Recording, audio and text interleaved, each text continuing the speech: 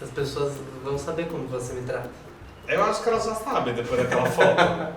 Agora, o que interessa? Esse chip aconteceu de verdade? Não, não aconteceu. Então quer dizer, Gabriel, tá na hora de resolver isso aí, né? Se contente com collabs. Inclusive, 14ª collab de Herbert Castro no Projeto Boa Sorte. Quem dera, né? Tamo por aí, Então quase. com essa meta na cabeça. Quando a gente atingir a meta, atingiu, acabou. Fora memes, a louca. Quem que a gente vai conversar, Herbert? Cara, ai, que preguiça de fazer esse vídeo. É muito bom, é assim que a gente começa mesmo. 80% dos seguidores desligaram o vídeo agora. Não, Gabi, preguiça porque a história foi, tipo, pesada. Né, eu fui pra um lugar desnecessário que não precisava ir, né? Ai, que bom que hoje você vê assim, porque na época você achava que você tava fazendo certíssimo, né? Eu achava que eu tava certíssimo. É, mesmo com o titio falando que não tava. É, exatamente. Por onde a gente começa essa história? Por onde a gente começa essa história? Eu sei que ela vai terminar no carnaval, bem piranha a senhora. Eu comentei isso em outro vídeo aqui. Terminar nada, vai começar, minha vida começou de novo no carnaval. Onde que ela começa? É no carnaval do ano anterior. Nossa, total! Eu sempre esqueço de começar a história por aí. 525,600. Nossa, é isso. O que aconteceu foi assim. No carnaval do ano passado, eu tinha ficado com um boy. E eu tava um pouco alterado de mim. E eu não lembrava, eu sei que a gente tinha feito sexo, mas não lembrava exatamente em que circunstâncias, o que a gente tinha feito exatamente. Assim, eu sabia, mas eu não tinha certeza se a gente tinha usado camisinha ou não. E aí, eu fiquei nessa noia, eu lembro de estar no banho, assim que eu saí da casa dele, meio desesperado com isso, e assim, cara, eu não posso conversar com ninguém, com quem que eu vou conversar? Ai, eu posso falar com o Gabi, mas a gente não tinha tido tanto contato ainda naquela época. E aí eu falei, não, mas que vergonha, eu vou falar com ele, tipo, pô, Gabi, eu tô com medo de ter contraído HIV, só que ele tem a história dele, tipo, ele não precisa ficar ouvindo isso de mim, sabe? Eu tinha medo de ser ofensivo na hora que eu tentasse explicar o que tinha acontecido. Não precisa, viu, gente? Porque cada história é uma história, cada pessoa, né, acessa isso de uma maneira diferente. Inclusive, a primeira bronca que eu te dei foi pra você ter demorado a falar isso comigo, né? Foi, exatamente. Mas que também é foda, não é todo mundo que tem abertura com alguém pra poder conversar sobre essas coisas. Porque em fevereiro do ano passado, no carnaval, eu não falei com o Gabi. Eu nem lembro onde é que eu tava no carnaval. Tava no Rio? Você tava viajando. Tava no Rio. Eu lembro que você tava viajando. Mas eu não conversei contigo naquela época.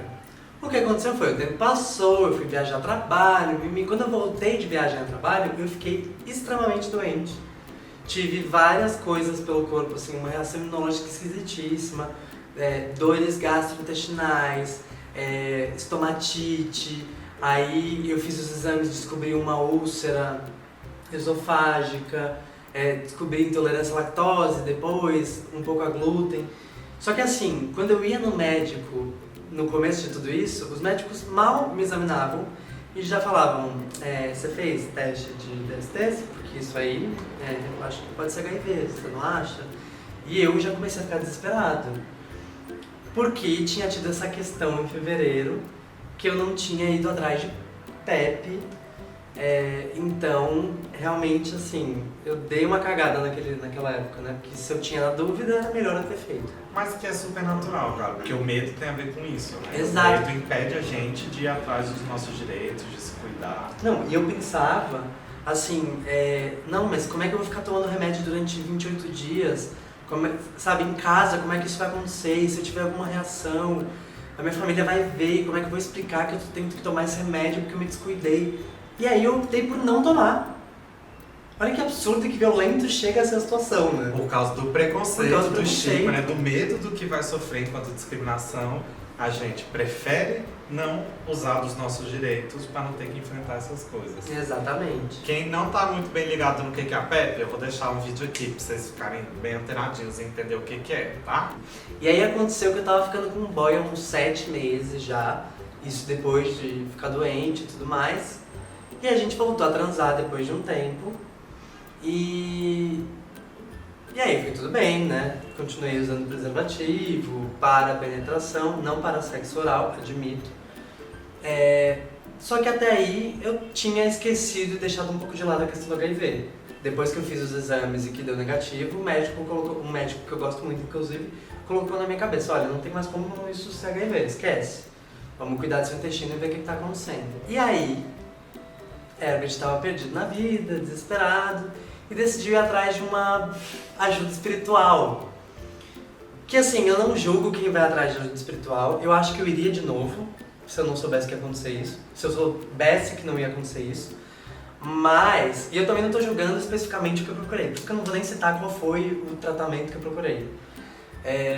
Pra que não crie um estigma em cima dessa questão. Eu tô fazendo cara feia porque eu sei o que vai acontecer no final da história. Exato. Não por ele ter procurado. Exatamente. Eu acho o máximo também, mas é porque...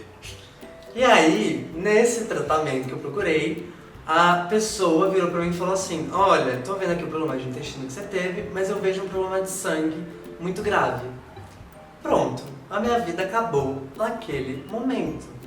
É de uma doideira, porque tem tanta coisa na vida que a gente pode ter e que a partir de um exame de sangue vai ser detectado, né? Mas aí junta todas essas questões de o Herbert ser um cara gay, né? De estar com isso já há algum tempo, e aí o preconceito que existe na sociedade. Então, vários atendimentos a ti levavam para esse lugar, sim, exatamente. E aí eu saí dessa consulta desesperado. Mesmo. E assim, eu passei a não viver mais durante 6 meses, praticamente. Porque dali em diante, a cada 30, 40, 60, 90, 120, 150, 180 dias, eu refiz os exames de HIV e outras DSTs. Todas deram negativo até hoje. Mas, assim, a minha situação do intestino piorou. Eu comecei a perder muito mais líquidos, sei lá, tipo, tinha diarreia assim, diariamente. Eu comecei a emagrecer muito mais, comecei a ficar muito pior, só porque eu não conseguia dormir, eu não descansava, eu não vivia mais, tipo, eu não queria comer, eu ia comer, juro por Deus, engasgava, eu falava, eu não consigo, e eu só ficava mal, e só piorava. Isso me levava pra uma morte, óbvio, mas por outro motivo, não por HIV, entendeu? Porque a gente sabe que, apesar de ser uma condição, a gente tem uma realidade que é um pouco melhor, né? A gente tem remédios que são efetivos em termos de tratamento. Eu cheguei a falar pro Herbert, inclusive, uma vez, né? Era melhor que desse logo positivo esse remédio e tu começasse o tratamento, que desse positivo o teste, tu começasse o tratamento, porque encaminhava, do que essa coisa de o teste estar dando negativo e a pessoa ter a certeza, sim, eu tinha de certeza que era positivo. Não deu no de 40 dias, mas pode dar no de 60. Ah, não deu no de 60, mas a Organização Mundial de Saúde indica que a gente faça o exame até 90 dias. Então eu vou fazer de novo. Ah, existem casos raros de soroconversão tardia. Então pode dar com 120, pode dar com 150. E eu não saía desse ciclo, porque já que eu tinha tido aquela consulta, com certeza o meu único futuro era ter HIV. E não era assim ter HIV e viver bem, era ter HIV e morrer, porque eu preferia morrer do que ter que lidar com essa questão, com essa condição em relação à minha família e em relação a todas as pessoas à minha volta. Nossa, foi pesado. É muito doido, né? Porque tu é um cara super informado, que tem referências, tem outros amigos, imagino também, que vivem com HIV, que tá muito próximo a isso. Mas ainda assim, o estigma e o medo, quando bate, tira da gente toda a racionalidade mesmo. Nossa, cega. Eu tava cego. O medo não opera na racionalidade, né? Se a gente consegue racionalizar o medo, ele perde a força. Sim. Então esse negócio de, mas é informado e tal. Sim, é informado, mas quando chega o medo, toda a informação e o conhecimento que a gente tem cedem a isso, né? Por isso que é importante não só a questão 1 a 1 da gente combater o estigma, mas combater na sociedade, na representação na mídia, né? Na forma como a gente conversa, porque é muito difícil. Quando chega na gente, quando é a nossa realidade, sim, abala a gente desse jeito, desesperador. Gente. Né? Falei pro Herbert, você não foi o primeiro né, que eu atendi assim, e não vai ser o último. Né? Eu atendo muito mais gente negativa que tá com esse pavor de contrair HIV do que a galera positiva. Porque é isso, se deu o diagnóstico positivo, você encaminha. Hoje você tem o que fazer.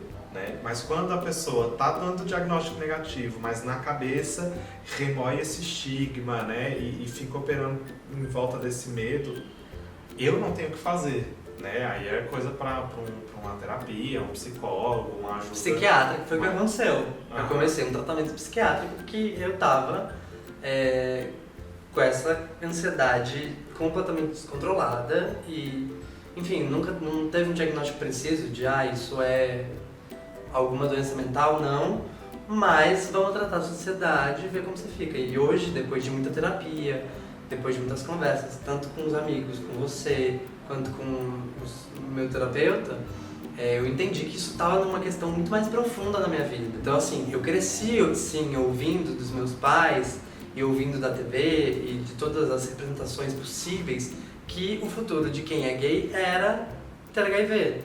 Então, por mais que eu seja o Herbert do canal das Bi, por mais que eu seja uma pessoa informada, lá dentro, isso continuou martelando aqui, assim, num lugar que eu nem sei onde é que é, mas que eu acessei nesse momento de fragilidade.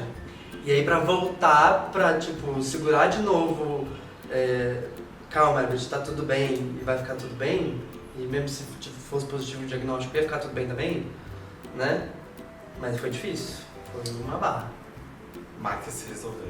Que se resolveu e que hoje, assim, antes, quando a gente fez o primeiro vídeo, eu não tava nessa noia. Se você não viu o vídeo, tá aqui no card, alô. Mas naquela época eu já tava disposto a falar mais sobre HIV e DSTs. E hoje eu tô ainda mais. Porque eu quero que pessoas não passem pelo que eu passei, porque eu sei o quanto foi ruim. Foram 6 meses assim, que eu quero esquecer da minha vida. Não esquece. Exato, Não vamos esquecer do ninguém sentimento esquecer. negativo. Mas não deixar esquecer e jogar isso pra frente para que mais pessoas não passem por isso. Real. Maravilhoso. Tem muita coragem, amigo, tem mesmo, porque não é fácil a gente se expor enquanto pessoas que também têm suas ignorâncias, né? Sim. A gente se coloca nesse lugar de influência e tu alcançando muito mais gente que eu imagino que a pressão seja muito maior e a gente percebe uma cobrança, uma pressão. Outro dia eu fui fazer um jogo sobre prevenção e tava com os atores da peça, então eu senti essa pressão deles olharem pra mim sempre que vinha alguma pergunta, achando que eu ia acertar tudo. E aí veio uma pergunta sobre circuncisão. E eu errei. E tá tudo bem, a gente conversou, aprendi naquele momento, né?